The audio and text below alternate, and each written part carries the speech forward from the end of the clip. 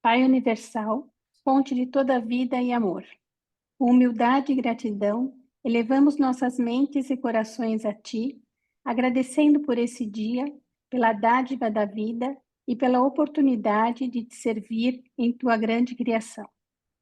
Reconhecemos a Tua presença e o Teu propósito divino, que nos chama a viver conforme a Tua vontade, a buscar a verdade e a seguir o caminho que nos conduz ao paraíso. Concede-nos, Pai eterno, sabedoria e coragem para sermos os novos apóstolos da quinta revelação, levando os ensinamentos do Teu Filho, Micael de Nébadon, nosso amado Jesus, a todas as pessoas que cruzarem o nosso caminho. E possamos ser luz nesse mundo, refletindo a verdade, a beleza e a bondade que provém de Ti. Ajuda-nos a amar como Jesus amou, a servir com humildade e a compartilhar a esperança do reino de Deus com fé e determinação. Que nossas vidas sejam um testemunho vivo da Tua paternidade e da irmandade universal de todos os seres. Guiados pelo nosso ajustador do pensamento e pelo Espírito da verdade, que possamos crescer em compreensão espiritual, permanecendo sempre fiéis à Tua vontade e confiantes em Tua orientação amorosa. Pai Celeste, fortalece-nos na jornada ascendente para que em cada pensamento, em cada palavra e ação, possamos glorificar-te e cumprir o propósito sublime de alcançar-te no paraíso. Assim, entregamos este dia em Tuas mãos, confiando que a Tua vontade será feita em nossas vidas, hoje e sempre. Amém. Bem, obrigado, Sussu. Como Amém. sempre, muito legal. Ok, vamos lá então. A entrada a segunda-feira de Jesus ali em Jerusalém, né? O documento 173. Tem alguém que quer nos ajudar com a leitura aqui? Eu quero, Henrique. Vamos lá, Yara, então, dale. Documento 173. A segunda-feira em Jerusalém. Nessa segunda-feira, pela manhã, bem cedo, tal como havia sido combinado de antemão, Jesus e os apóstolos reuniram-se na casa de Simão, em Betânia, e, após uma troca de ideias breve, partiram para Jerusalém. Os 12 mantiveram-se estranhamente silenciosos enquanto caminhavam para o templo. Não se haviam recuperado da experiência do dia anterior. Estavam expectantes, temerosos e profundamente afetados por um certo sentimento de distância que tinha a sua origem na mudança de tática adotada pelo mestre, combinada com a sua instrução para que não se engajassem em nenhum ensinamento público durante essa semana de Páscoa.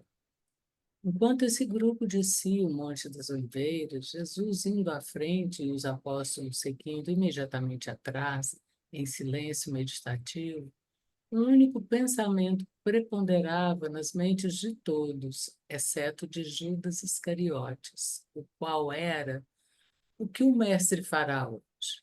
O único pensamento que absorvia Judas era: o que farei? Devo continuar com Jesus e os meus companheiros ou devo retirar-me? E se eu resolver abandonar tudo, como vou fazer esse rompimento? Por volta de 9 horas dessa bela manhã, esses homens chegaram ao templo.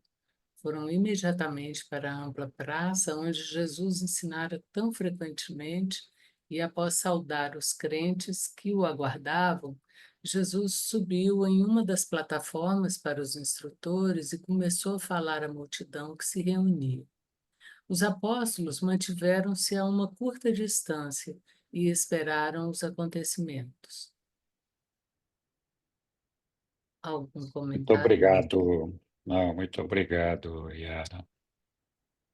Muito bem, pessoal. Alguém quer comentar sobre esse texto?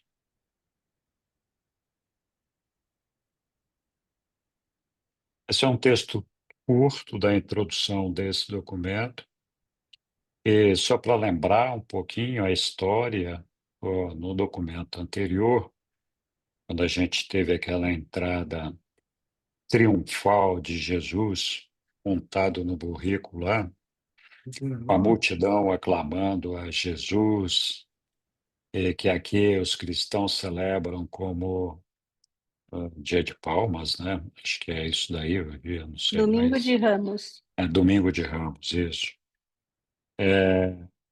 Então, tinha aquela multidão toda que estava seguindo Jesus e a multidão de Jerusalém que veio se encontrar com Jesus. Uma verdadeira multidão. E a grande frustração de todos os apóstolos ali era porque que Jesus não tinha aproveitado aquela multidão para se dirigir a eles e falar do reino dos céus. Sempre lembrando que todos os apóstolos e a maioria daquela população lá que aguardava o Messias ansiava que com essa entrada do Mestre ali em Jerusalém, ele fosse estabelecer o reino dos céus aqui na terra. Apesar de Jesus tantas vezes ter dito que o reino dele não tinha nada a ver com o nosso mundo do ponto de vista material, mas sim espiritual, era um reino espiritual. Então, a gente se lembra bem das expectativas em torno disso daí tudo, né? Todo mundo. Jesus existia, mas não adiantava. O pessoal achava que ele ia estabelecer aqui o reino que era prometido com a chegada do Messias e aquele negócio todo. Então, para esse grupo de apóstolos, com exceção de Judas, e para esse povo todo que estava ali aclamando e recebendo Jesus, Jesus era isso, era a esperado Messias que estava chegando para estabelecer o seu reino, um homem que tinha feito grandes prodígios, ressuscitado Lázaro, tinha uma força divina dentro de si, podia fazer coisas sobrenaturais, etc. Então, essa era a razão. Para Jesus, essa entrada aí era o salvo-conduto dele, né?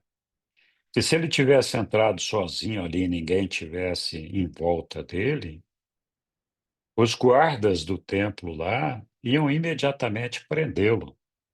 E ele ainda queria ficar por ali mais um tempo ainda, antes de ter que enfrentar aqueles momentos finais da vida dele.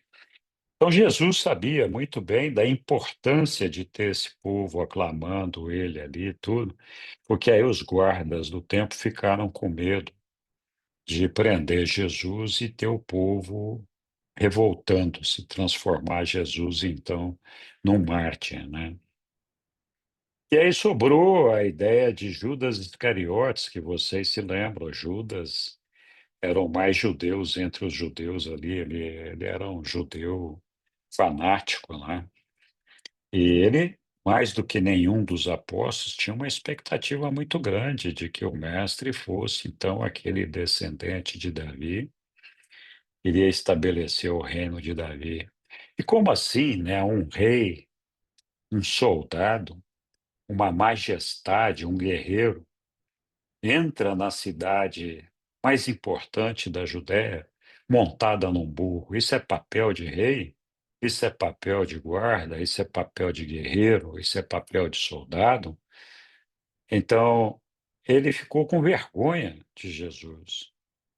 E os amigos dele ridicularizavam ele justamente por conta disso, né? Então, por isso que Judas estava ali capitulando e, e realmente a cabeça dele não estava muito boa, né? Ele estava envergonhado com aquele processo que estava acontecendo.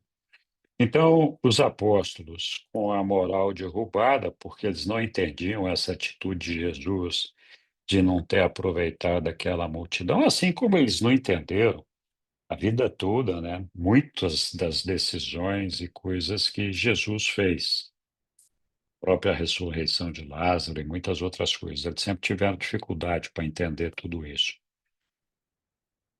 Então, esse é o cenário que está se desenhando aqui, é o day after, né? O dia seguinte, né? A todos esses episódios. E é isso que está relatado aqui nessa introdução. Eu não sei se alguém quer acrescentar algum comentário sobre isso, senão nós continuamos a leitura ali, que ali já vai estar, então, entrando no tema de hoje. Muito bem. Então, nós vamos prosseguir com a leitura aqui. E aí, o primeiro tópico aqui desse documento, né, depois dessa introdução, é a purificação do templo. Quem vai nos ajudar com a leitura aqui? Eu posso. Boa, Egli. Estava esperando você. Primeiro, a purificação do templo. O imenso tráfico comercial havia surgido em função dos serviços, das cerimônias e do culto no templo. Era o comércio que provia os animais adequados aos vários sacrifícios. Embora fosse permitido que os fiéis trouxessem o próprio animal do sacrifício, persistia o fato de que esse animal devesse estar livre de toda mancha, no sentido dado pela lei levítica e segundo a interpretação dos inspetores oficiais do templo. Muitos dos fiéis haviam passado pela humilhação de ter o seu animal supostamente perfeito rejeitado pelos examinadores do templo. Por isso, tornou-se uma prática comum comprar no templo os animais para o sacrifício e, embora houvesse vários postos perto do Monte das Oliveiras, onde pudessem ser comprados, havia se tornado uma moda comprar esses animais diretamente dos cercados do templo.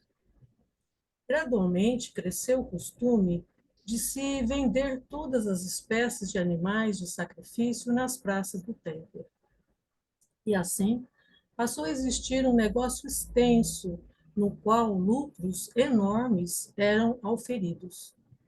Uma grande parte desses ganhos era reservada ao tesouro do templo, e a maior parte, contudo, ia indiretamente para as mãos das famílias dos altos sacerdotes no poder.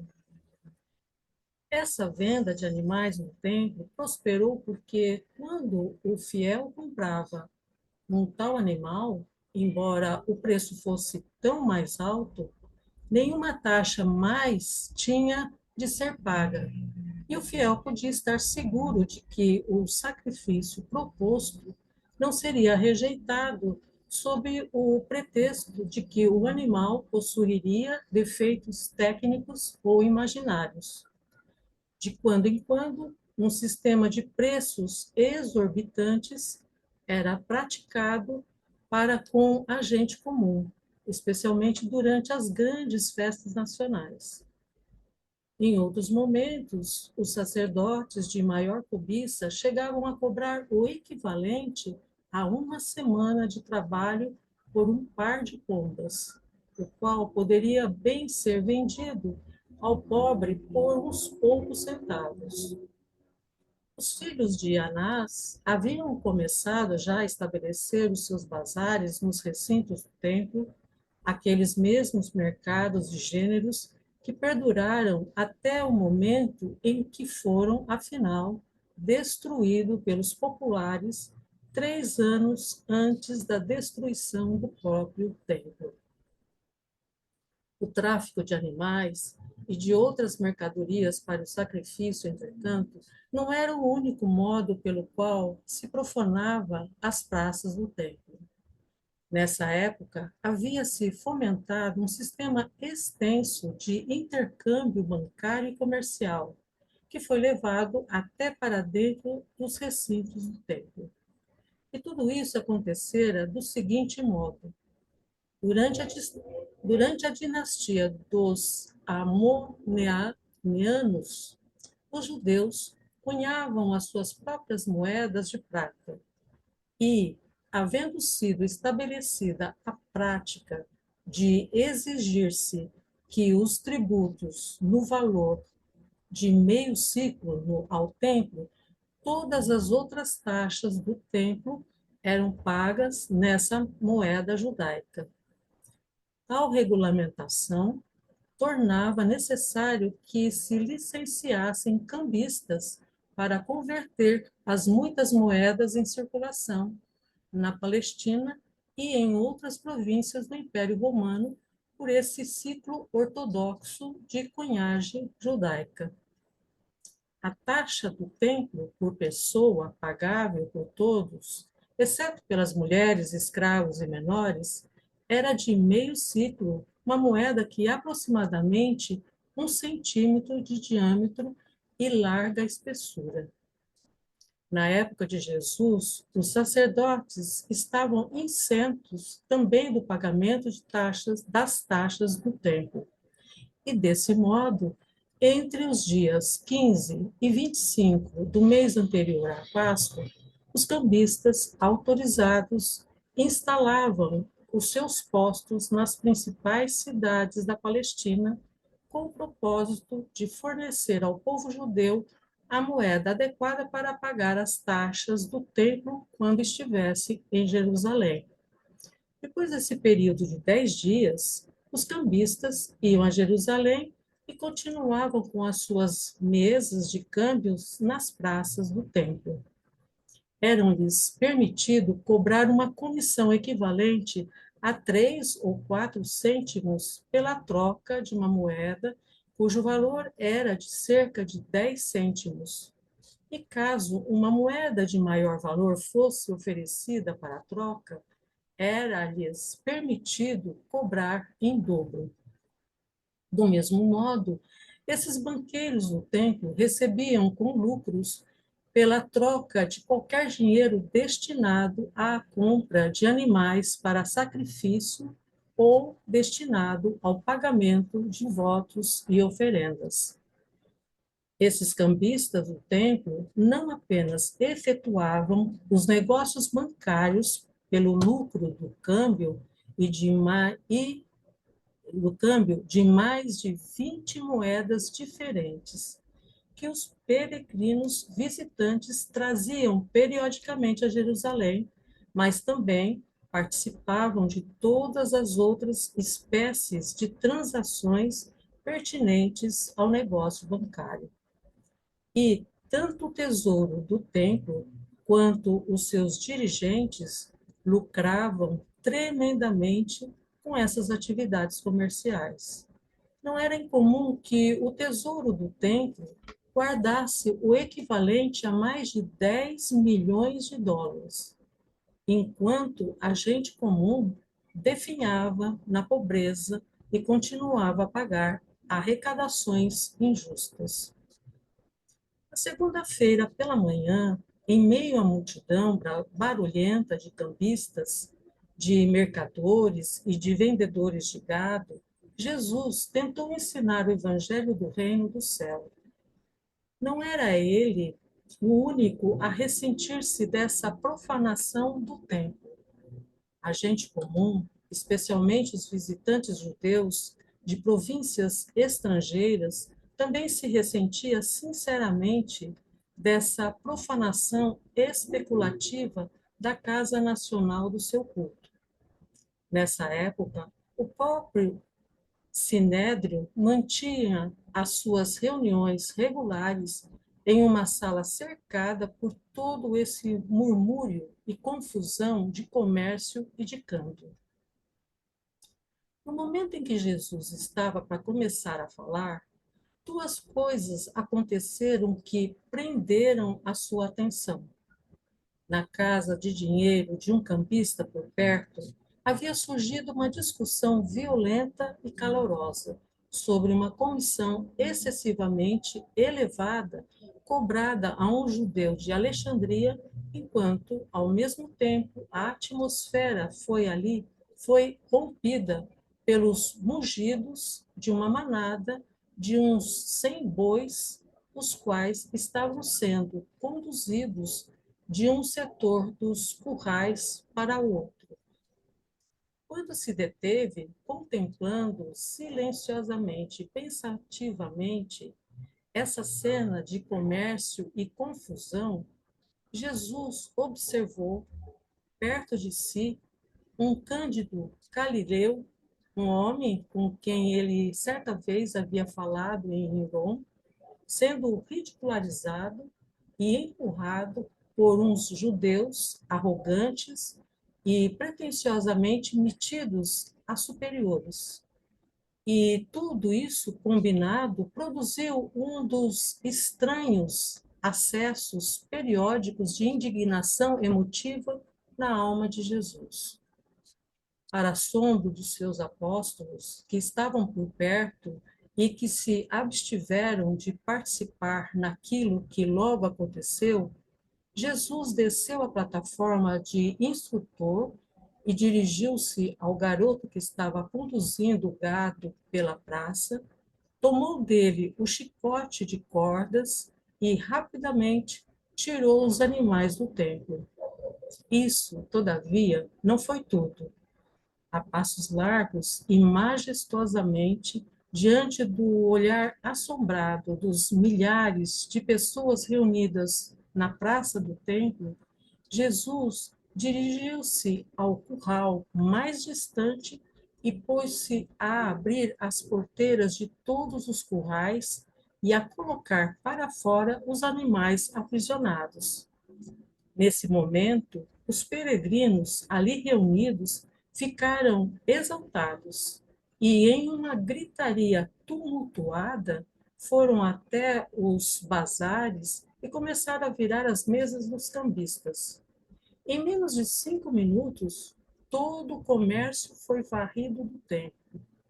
No instante em que os guardas romanos da vizinhança surgiram em cena, tudo havia sido aquietado e a multidão já se encontrava comportada e Jesus, voltando à plataforma do orador, disse à multidão: Vós testemunhastes neste dia o que está escrito nas Escrituras. A minha casa será chamada de uma casa de oração para, para todas as nações, mas fizestes dela um covil de ladrões. Antes, contudo, de Jesus poder dizer outras palavras mais, a grande multidão irrompeu em hosanas de louvação. E logo em seguida, um grande grupo de jovens, saindo da multidão, cantou hinos de gratidão por os mercadores profanos e usuários haverem sido expulsos do templo sagrado. Nesse momento, alguns dos sacerdotes tinham chegado ao local e um deles disse a Jesus: Não ouvis o que os filhos dos levitas dizem? E o mestre respondeu: Nunca lestes da boca das crianças e dos lactentes a louvação saiu perfeita? Durante todo o restante daquele dia, enquanto Jesus ensinava, os guardas colocados pelo povo vigiavam em cada arco de entrada e não permitiriam que ninguém levasse sequer uma vasilha vazia pelas praças do templo. Quando os principais sacerdotes e os escribas ouviram contar sobre esses acontecimentos, ficaram sem fala. Quanto mais temiam o mestre, mais ficavam determinados a destruí-lo. Mas se sentiam confusos, não sabiam como executar a sua sentença de morte, por temeram bastante as multidão, que agora expressavam abertamente a sua aprovação pela expulsão dos especuladores profanos. E durante todo esse dia, um dia de paz e de tranquilidade nas praças do templo, o povo ouviu aquele ensinamento e manteve-se literalmente suspenso pelas palavras do Mestre. Essa ação surpreendente de Jesus estava além da compreensão dos seus apóstolos. Eles ficaram tão desconcertados pela ação repentina e inesperada do seu mestre que permaneceram agrupados durante todo o episódio, perto da plataforma do orador, e não levantaram sequer um dedo para ajudar nessa limpeza do templo.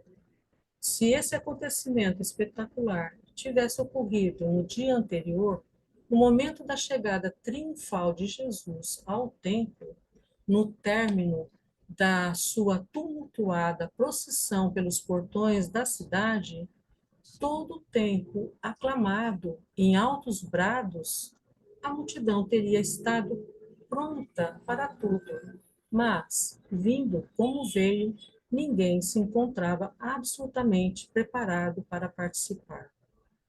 Essa purificação do templo mostra a atitude do mestre para com a comercialização das práticas da religião, bem como a sua abominação por todas as formas de injustiças e de exortação dos pobres e dos ignorantes.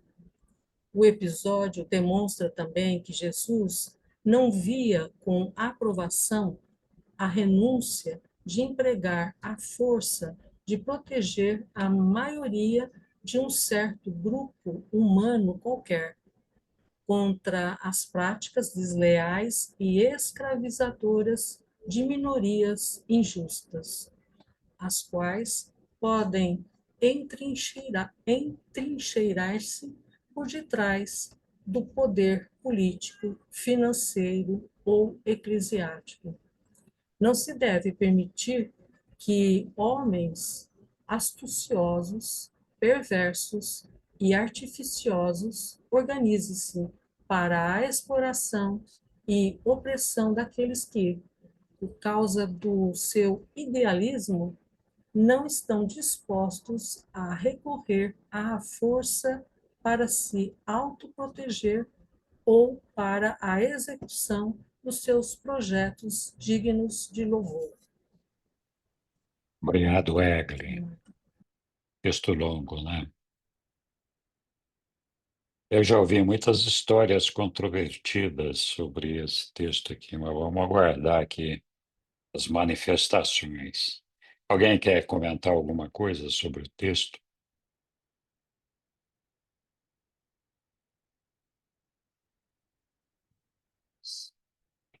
Muito bem. Alguns aspectos importantes aqui, né? Eu estava falando e já ouvi muitas histórias, e uma delas que me foi perguntado numa reunião é se Jesus perdia as estribeiras, se ele perdia a paciência, se ele se deixava dominar por uma explosão de sentimentos. E se esse momento vivido aqui não teria sido uma circunstância dessa. O que vocês acham?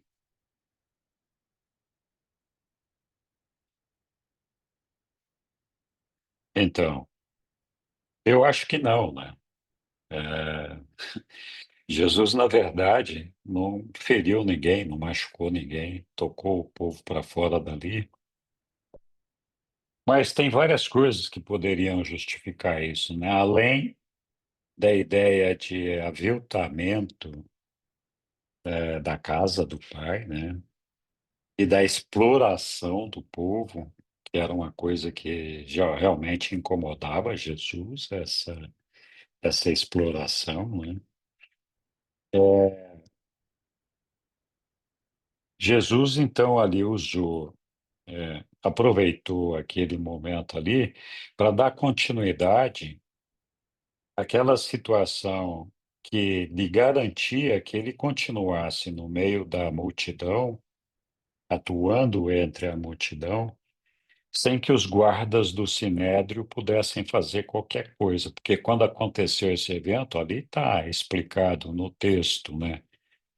Os guardas ficaram com medo, o povo ficou do lado de Jesus ali, porque concordou com a expulsão daquela turma toda, se sentia explorado, e aí o pessoal falou assim: caramba, que negócio é esse, né? Vamos nos meter nessa, os guardas, né? Nos meter nessa confusão. A verdade, eles estavam desarmados, não sabiam o que, desarmados no sentido não de não ter armas, mas no sentido de não saber que atitude tomar naquela situação, né? E realmente foi uma situação que favoreceu bastante a Jesus ali para preservar a integridade dele enquanto ele se permanecia ali, ao mesmo tempo que Jesus deu vazão ao ensinamento de que ali não era lugar daquilo ali, né? Que a exploração do povo não era aceitável. Então, essa ideia de que não podíamos explorar o povo e fazer todas aquelas palhaçadas que o pessoal fazia ali, não deixa de ser um ensinamento de Jesus para todos nós. Então, acho que essa que é a ideia. Sâmia, vou deixar aqui você falar, vamos ver, e depois vamos ali com o Caio. É só uma pergunta aqui que eu fiquei curiosa. Essa aí é a versão que o livro Jurante dá para aquela situação que Jesus chega no templo e grita, derruba as coisas? Essa é a Que é essa- versão que o livro de Urântia dá para essa situação, e que eu suponho que é a versão certa trazida pelos reveladores, né? Então, muito bem, legal essa sua pergunta, Sâmia. Oi, Caio. Aqui só um comentário do meu entendimento com respeito a esse episódio aí. Primeiro que foi colocado na Bíblia que isso teria sido como um excesso de raiva e tem essa cena de Jesus pegando e virando as mesas e coisas assim. E Sâmia, conforme dito aqui no livro, de verdade quem viraram as mesas foi o povo enraivecido e seguindo, tentando dar a vazão da sua forma daquilo que Jesus havia feito, que foi simplesmente ver a bagunça que virou aquele lugar, que deveria ser um lugar de adoração, e simplesmente baixou, pegou os bois, jogou para fora, pegou os animais, tirou os animais de lá, e depois o povo, né, fez as outras coisas, tá? É uma coisa que é dita e expressada no livro em vários lugares, é que Jesus tinha um ressentimento muito grande de duas coisas que eram muito comuns nessa época e com os sacerdotes do Sinédrio. Uma delas era a questão do sacrifício de animais, como você fazia algo errado, ou você tinha ir lá sacrificar animais, e muitas vezes eram sacrificados em quantidades muito grandes em algumas festas, e eram aquilo, imagina, para um lugar santo, e ver aquilo não tem nada de santo, é uma ação desse tipo, né? E o outro, que também indignava muito ele, era o fato de que os membros do Sinédrio haviam transformado essa, essa parte ritualística do templo como uma forma de comércio e de exploração e ganhar dinheiro, né? Tanto que é dito depois, mais para frente no livro de Urântia, que o próprio Anás e o Caifás, uma das coisas que incentivou muito eles a depois pedir a crucificação de Jesus Cristo foi justamente que depois dele fazer a purificação do templo, e as pessoas, o povo mesmo não aceitava mais que o comércio entrasse ali no templo, a receita do Sinédrio baixou muito. E eles já não ganhavam tanto dinheiro quanto antes. E Anásia, por exemplo, era muito rico pelas coisas, por esse esquema todo que existia no templo, né? Para uma pessoa santa, simplesmente isso é uma deturpação completa de algo que deveria ser legítimo, né, das pessoas, de ir a um lugar, prestar uma adoração ou fazer a sua parte ritualística pessoal, né? Eu imagino que mais do que a gente, para alguém que sabe muito bem o que é uma adoração real, né, ver aquilo era uma banalidade absurda, né? Mas não entendo que tenha sido um acesso de raiva, entendo mais que tenha sido uma ação energética, firme, né? E essa firmeza que talvez tenha chocado, mais as pessoas. Legal, Caio, obrigado. Muito bom. Roberto, Boa noite, pessoal. Olha, boa noite. eu acho que essa passagem, e mesmo o início desse documento, ele está muito associado à questão de que o reino de Deus está dentro de nós, que o reino de Deus é pessoal. Logo no início do documento, os discípulos não entendiam, a maioria das pessoas naquela época, eles esperavam um rei material. E essa questão, ela é presente nos dias de hoje. A gente confunde essa presença de Deus espiritual no coração da nossa alma pessoal e essa atitude interior de Deus com, com realizações exteriores e materiais. Então, esse texto, ele fala muito da importância desse discernimento. Mas a atitude de purificação do templo, ele mostra que Jesus não era um, um espiritualista puro, ele também era humano. E nessa atitude dele, ele defendeu os injustiçados. Embora essa não fosse a missão, não era uma missão social ou de um governo civil, mas ele não era insensível a essas questões. Então, com essa ação dele, ele mostrou isso. Eu penso também nas pessoas pobres que são exploradas, só que a minha missão principal é espiritual. Mas ele mostrou, antes mesmo da paixão dele, que ele era sensível a isso, né? Esse é o meu comentário. Obrigado, Roberto.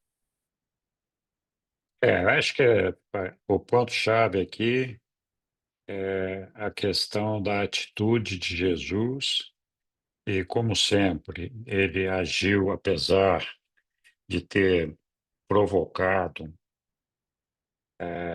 essa confusão, ele agiu de uma maneira consciente, equilibrada, sem perder o seu controle e motivando um ensinamento.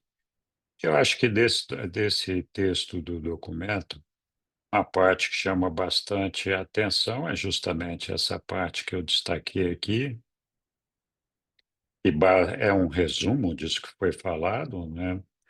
Essa purificação do templo mostra a atitude do mestre para com a comercialização das práticas da religião, bem como a sua abominação por todas as formas de injustiça e distorção dos pobres e dos ignorantes. O episódio demonstra também que Jesus não via com aprovação a renúncia de empregar a força para proteger a maioria de um certo grupo humano qualquer. todas as práticas desleais e escravizadoras de minorias injustas, as quais podem estrincheirar-se por detrás do poder político, financeiro ou eclesiástico. Um ponto importante aqui, que eu acho que os reveladores nos passam, é essa questão aqui. Não se deve permitir que homens astuciosos, perversos e artificiosos organizem-se para a exploração e opressão daqueles que, por causa do seu idealismo, não estão dispostos a recorrer à força para se autoproteger ou para a execução dos seus projetos dignos de louvor. Então, sempre cabe uma ação contra a injustiça, contra a humilhação, contra a obrigação de sujeitar as pessoas à vontade de outros, né? Muita gente não tem nem como reagir a isso. Então, se a gente está numa posição de defender ou de colocar a limpo essa situação, a gente deve fazê-lo, não deve deixar de tomar uma atitude se nós podemos efetivamente tomar uma atitude, mas também não adianta ser um Dom Quixote, né? Porque se a gente não tem a força, o poder, ou a capacidade, ou a determinação de tomar uma atitude nesse sentido, é melhor se juntar na minoria lá e sofrer junto, né? Porque não adianta nada se fazer de queixote, de queixote. Então, acho que é válida a ideia de que nós devemos lutar por aquelas coisas que nós acreditamos e a moral é mais elevada das coisas e tudo mais. Muito bem, se não houver nenhum comentário adicional, seguimos adiante, mas temos tempo aqui, se alguém quiser falar mais alguma coisa. Vamos avançar aqui na nossa leitura,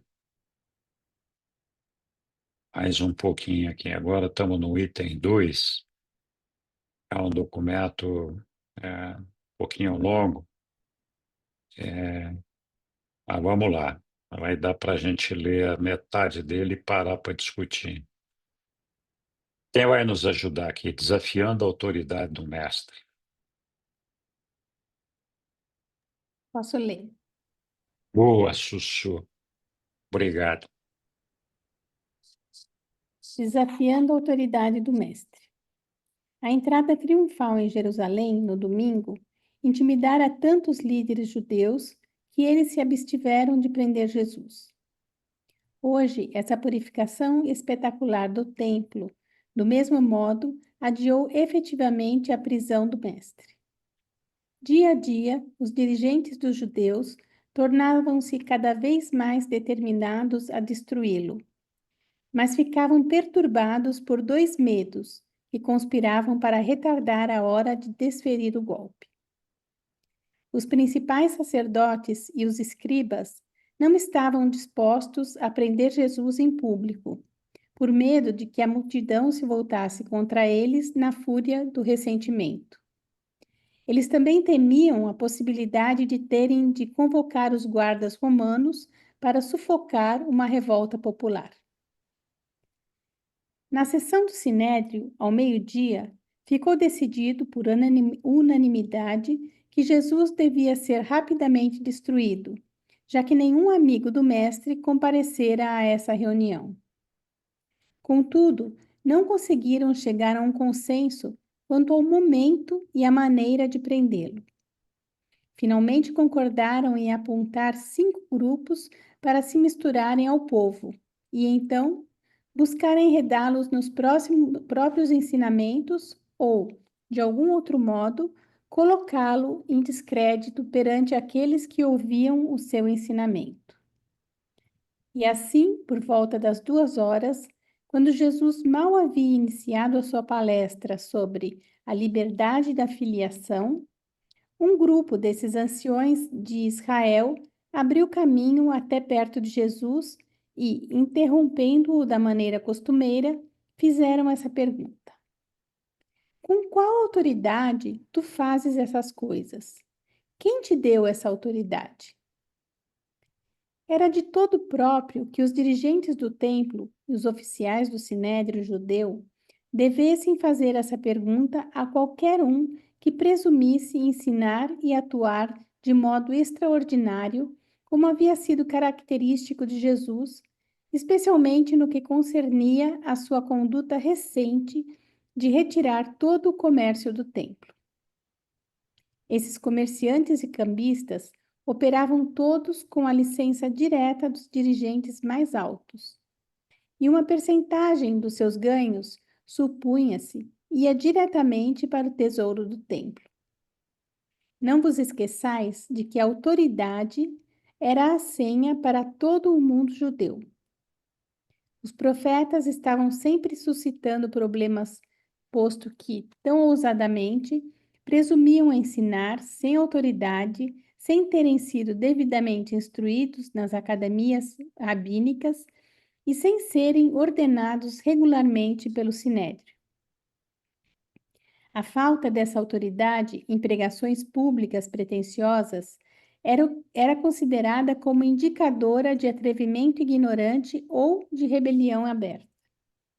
Nessa época, apenas o Sinédrio poderia ordenar um ancião ou um instrutor, e a cerimônia para tal havia de ter lugar na presença de pelo menos 3 pessoas que tivessem sido assim anteriormente ordenadas. Tal ordenação conferia o título de rabino ao instrutor e também o qualificava para atuar como juiz, obrigando ou desobrigando as questões que poderiam ser levadas a ele para julgamento. Nessa hora, os dirigentes do templo vieram perante Jesus, não apenas desafiando o seu ensinamento, mas também os seus atos.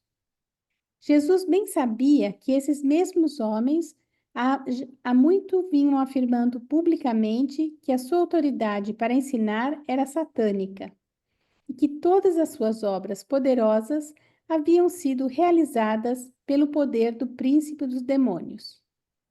O mestre, por conseguinte, começou a sua resposta à pergunta deles, devolvendo-lhes com uma contrapergunta.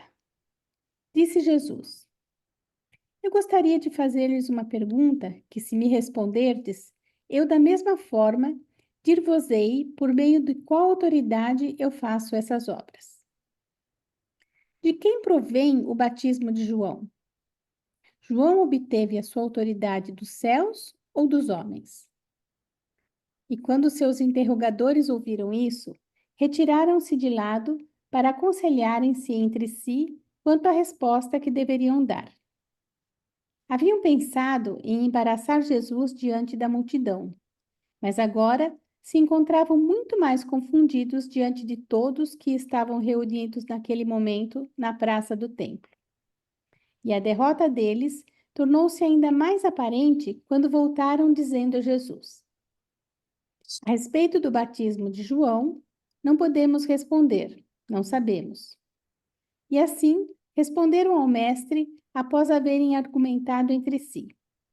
Se dissermos que vinha do céu, então ele nos perguntará por que não acreditamos nele. E talvez ainda acrescente que recebeu a sua autoridade de João. E se dissermos que provinha dos homens, então a multidão poderia voltar-se contra nós, pois a maioria deles sustenta que João foi um profeta.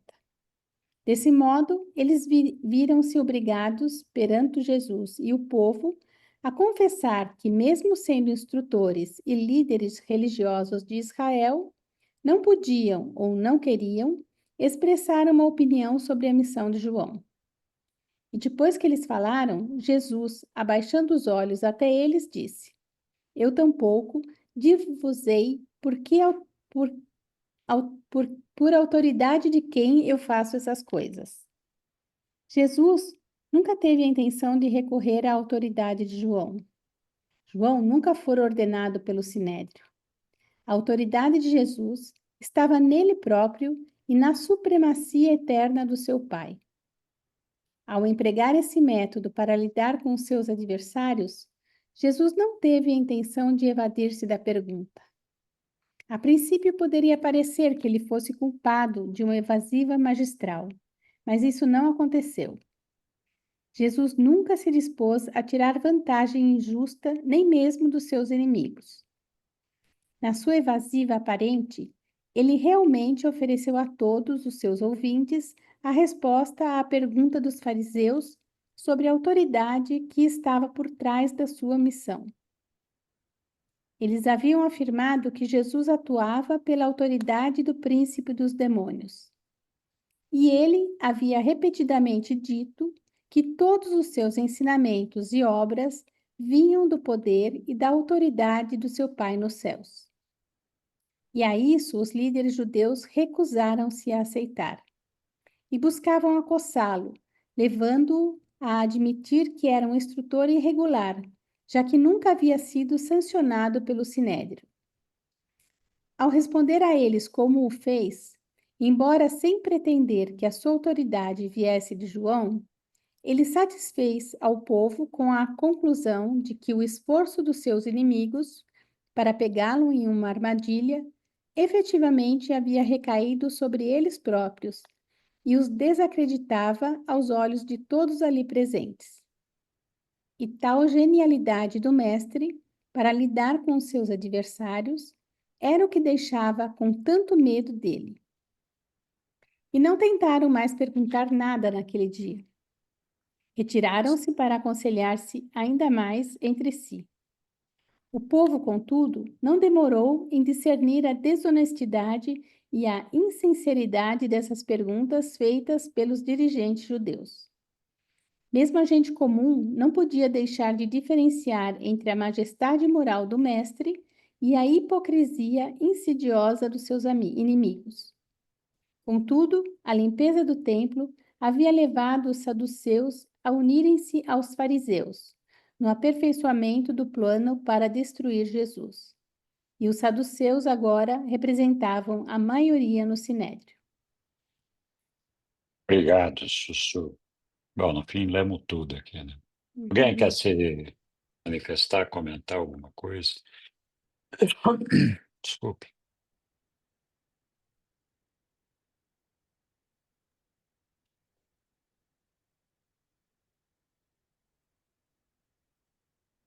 Muito bem. Então, aqui Jesus, mais uma vez, deu um olé nos caras aqui. Interessante, porque os membros do Sinédrio tinham uma decisão determinada, que era de matar Jesus, né? Eles sabiam que, se eles quisessem sobreviver dentro da política e da forma como eles tinham sobrevivido até então, com a exploração do povo e tudo aquilo ali, para que isso pudesse continuar acontecendo, era preciso que Jesus sumisse do mapa, né? Não podia estar mais ali, sob pena de comprometer a continuidade de todos eles. Então, tinha ali um interesse legítimo de causa própria, legítimo porque eles achavam que isso aí era o que eles tinham direito, então eles se sentiam no direito de defender essa causa própria. Mas é evidente que, aos olhos de Deus, todas essas atitudes não correspondiam. Então, Jesus, mais uma vez, né, ali com esses eventos todo do tempo, usou esses recursos para colocar o povo a seu lado e continuar dificultando a vida dos sacerdotes do Sinédrio para prender a Jesus. É claro que com isso Jesus aproveitava as oportunidades para fazer os seus ensinamentos. Então é isso aí. Alguém quer acrescentar alguma coisa? Bom, muito boa noite, muito obrigado a todos por terem se disposto a compartilhar desse momento muito gostoso entre todos nós. Boa semana a todos. Que o nosso Pai nos inspire e nós recebamos essa inspiração para fazer a vontade dele e promover o nosso crescimento espiritual. Muito feliz de ter encontrado a todos vocês aqui hoje. Uma boa semana e boas atividades espirituais a todos. Obrigado.